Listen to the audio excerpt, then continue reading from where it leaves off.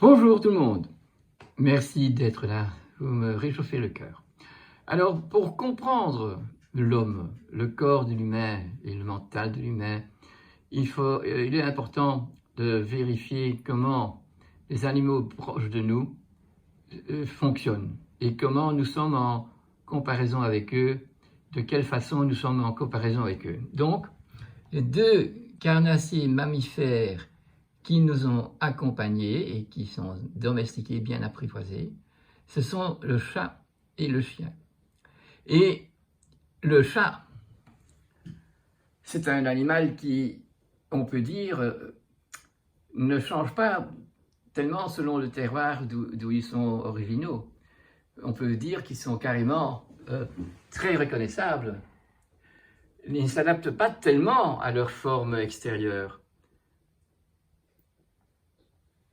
Les typologies sont très félins et c'est très vite caractérisé. Tandis que le chien nomade, le chat territorial, le chien nomade, il a bien sûr une origine partout où cette race a montré le bout de son nez et est arrivée dans un terroir. Mais il y a des milliers en plus de chiens différents, puisque le chien, c'est l'adaptation. Le chien s'adapte à tellement de situations que nous aurons le plus gros chien, le plus grand chien, le plus longitudinal, le plus raffiné, le plus courte patte, le plus longue patte. Vous avez donc chez le chien une adaptation parfaite au terroir où on est et à l'ouvrage qui est nécessaire dans ce terroir.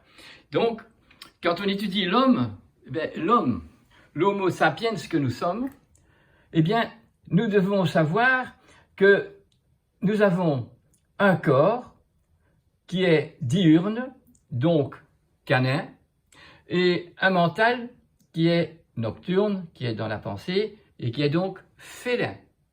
Donc, nous sommes deux. Donc, sur le niveau organique, sur le niveau d'activité diurne dont on est éveillé, on devrait s'adapter et faire sa tâche, faire sa mission, et activer le courage pour ne pas aller dans son imaginaire, dans son envie, ou dans ses désirs ou ses aversions. Parce que sur le terrain, on doit être au service, comme tous les chiens le sont. Ils sont au service du maître, ils attendent une mission, et ils sont toujours prêts à tout faire pour répondre à la mission qui est donnée.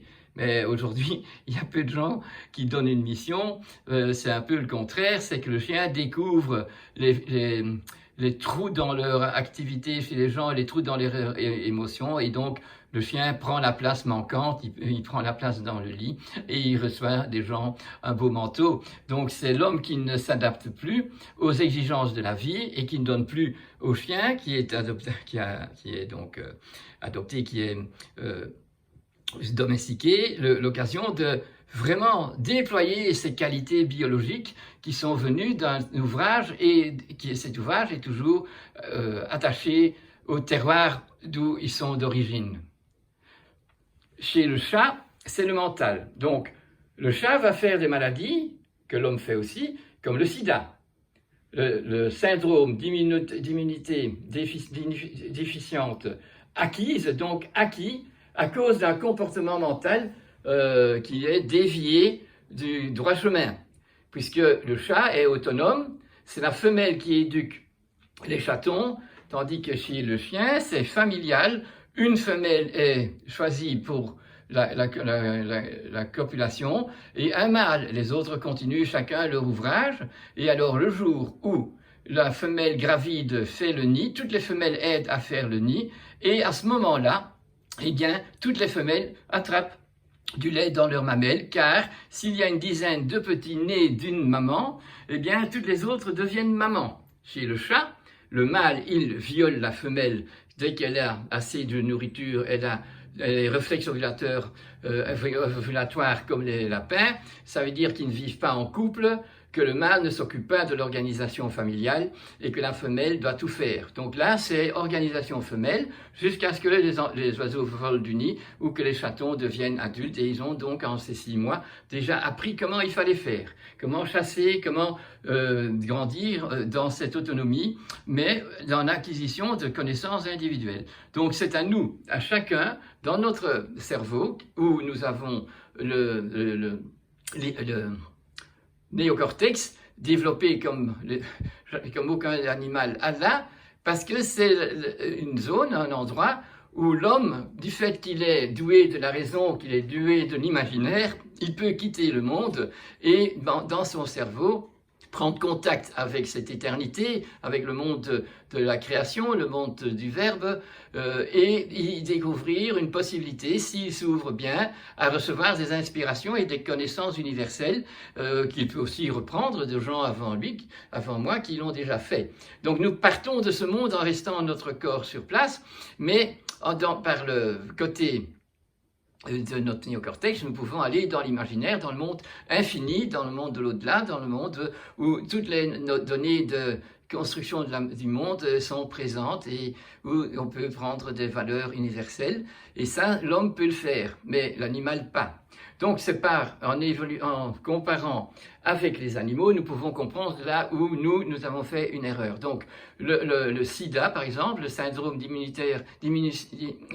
déficit immunitaire acquis, on lit bien c'est acquis. C'est donc acquis par un comportement moral, éthique dévié.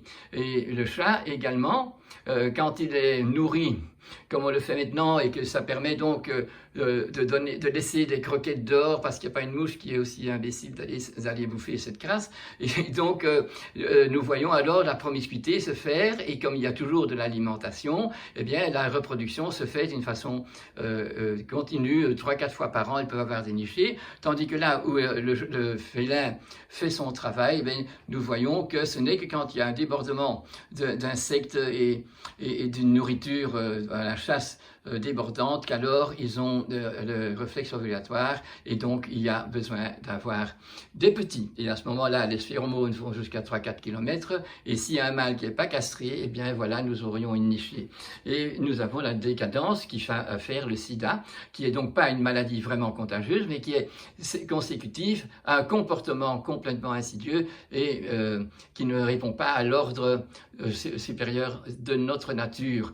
Et ça, c'est l'homme. Donc les maladies auto-immunes que nous faisons correspondent à une problématique de comportement. Tandis que si on a de l'arthrose, de l'arthrite, si on a des problèmes d'hépatite, enfin tout ce qui fait des tit, eh bien c'est parce que nous sommes organiquement les mêmes que les chiens. Notre organe, donc nous avons notre système neuro-hormonal, la thyroïde qui commence le matin, la glande surrénale qui commence le matin. Nous sommes normalement aussi diurnes et donc nous avons très facilement à observer que quand on fait des erreurs organiques, par exemple, même si on prend de bons aliments préparés tous les jours, si on exagère en viande, si on ne court pas assez, on aura du rhumatisme et ainsi de suite. Donc on peut bien comparer nos maladies qui sont organiques jusqu'au cancer même, parce que nous n'avons pas une hygiène de vie normale et que nous avons dévié et que depuis la Deuxième Guerre mondiale, certainement, c'est descendu sur Terre, c'est visible partout.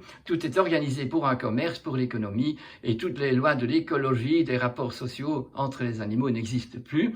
Et le rapport des humains qui s'est tout à fait adapté positivement d'une façon d'attirance énorme pour toutes les technologies et toutes les facilités que nous avons dans la façon que nous gérons notre alimentation, eh bien, nous dévions avec tout plein de maladies et tout plein de cancers. Et avec le comportement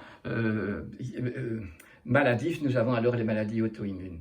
Vous voyez que c'est intéressant, une fois, de se comparer et savoir alors que le système biologique est donc bien décrit à chaque espèce d'animaux, mais que le système comportemental qui dépend du mental qui veut ou pas s'adapter aux lois de l'éthologie, de l'éthique, eh bien que ces déviations-là provoquent des maladies un peu différentes, mais l'homme étant les deux, étant organiquement chien et mentalement lunaire, penseur et autonome et égoïste, dans le mauvais sens du terme, tandis que le chat qui est libre, il est dans son ego, donc il doit acquérir toutes les capacités de se débrouiller tout seul et de pouvoir faire grandir ses petits sans avoir d'abri, puisque le chat ne fait pas un nid, il prend une place dans la nature où il se sent protégé. Quelques jours après, il a déménagé ses petits parce que quand il va chasser, il doit laisser les petits tout seuls. Et si dans l'environnement, d'autres prédateurs ont découvert ça, eh bien c'est dangereux. Tandis qu'ici, nous avons la famille, le groupe, et donc quand ils ont fait le nid, toutes les femelles ont les seins pleins et toutes vont pouvoir prendre un chiot et le déménager le lendemain en le prenant dans le bec. C'est donc pas possible d'avoir une maman. Donc pour nous tous, on peut prendre la leçon que nous devons être des mamans et des papas pour tout ce qui est en dessous de nous, puisque nous sommes les responsables. Nous sommes tout en haut de l'hiérarchie, tout en haut, et c'est nous les responsables, et c'est nous qui devons acquérir les connaissances pour garder ce monde en bonne santé. Et évidemment, si on est né aujourd'hui et qu'on n'a jamais vu l'original de l'artisan, parce que nous avons tout en technologie et que nous avons tout emballé dans du plastique, et nous devons le réapprendre. Beaucoup de jeunes aujourd'hui sont dans cet espoir de pouvoir faire leur incarnation et donc améliorer l'état du monde, mais de qui peuvent-ils recevoir la bonne information? Et est-ce que les générations précédentes, nous donc, qui sommes complices à cette dégénérescence de la nature et cette dégénérescence de notre comportement, sommes-nous prêts à faire ce retournement et d'aider la jeunesse arrivée et qui va encore arriver à redresser notre déséquilibre que nous avons fait, ou bien innocemment, mais on n'a pas le droit d'être innocent, ou bien volontairement, et alors là, on est vraiment criminel. Donc, il faut vraiment sentir le besoin de se repentir, puisque nous sommes tous complices de ce qui se passe ici. Volontairement, c'est trop dommage, c'est criminel, et involontairement, et nécessairement aussi, pour pouvoir rester dans le contact social avec une profession, vous avez besoin de tous les instruments que nous avons aujourd'hui, parce que la profession n'est plus le métier, ce n'est plus la vocation que je voulais avoir. Je suis obligé de me limiter à être un vétérinaire qui fait que les petits, ou qui fait que les grands, ou qui fait que tous les animaux de production, et ainsi de suite, et je n'ai plus de contact avec tout le reste. Donc nous avons même au niveau de la gestion de notre société, que ce soit politique ou que ce soit académique, tout est dirigé pas pour le bien-être de lui-même, mais pour les faciliter et pour que l'économie marche bien. Ça, nous devons guérir, pouvoir voir avec un œil très clair que nous ne devons pas suivre les yeux fermés et croire les yeux fermés à ce que la science nous met sur le plateau, car c'est plus souvent mauvais que bon. Ça ne veut pas dire que tous ceux qui sont à l'académie, à l'université, et tous ceux qui sont politiciens n'ont pas dans leur fond du cœur quelque chose de fondamentalement bien, ça je veux bien le croire, mais ils devraient pouvoir arriver à voir et concevoir les erreurs que nous avons faites ici sur Terre depuis plusieurs générations, et que c'est eux qui sont dans le pouvoir, qui ne peuvent pas abuser de ce pouvoir pour obliger tout le monde à suivre des procédures qui sont malsaines, mais de retrouver des stratégies qui nous permettent de limiter les dégâts, parce que notre Titanic, il va à une grande allure vers à se fracasser, et nous pouvons arrêter la vitesse, mais pas d'un coup, et nous devons, sur ce chemin de l'arrêt, arriver à faire des stratégies où nous allons plutôt vers réparer chaque terroir, plutôt que de continuer dans la mondialisation où il n'y a que un désespoir pour la santé. Donc, vraiment, apprenons à reconnaître l'endroit où on habite, même si on est déporté, pour s'associer pas à l'économie de l'endroit, mais bien à l'écologie de l'endroit, et à pouvoir refaire vivre cet endroit en diminuant la formation de nouveaux bétons, de nouvelles routes, de nouvelles industries, mais en faisant des zones où tous les gens du terroir peuvent y trouver un bien-être et partager ce qu'ils ont pu voir pousser avec tellement d'admiration. Voilà, c'est un peu le message que je voulais vous donner aujourd'hui. Nous en tant qu'humains, nous pouvons apprendre pour bien gérer notre corps, notre alimentation, de voir par le mental ce qui est bon et qui doit être vérifié quand on fait son achat. Eh bien, ça doit être un aliment qui vit, qui est absolument frais. Notre chat, il prend surtout des insectes, il est normalement dehors, puisque ses pères et ses mères habitent dans la jungle, et les mâles sont en train de gérer un territoire, mais ils ne gèrent pas les chatons, ils ne gèrent pas les femelles. Ils sont simplement des violeurs pour permettre que les espèces de chats puissent continuer sur la terre, des espèces de félins.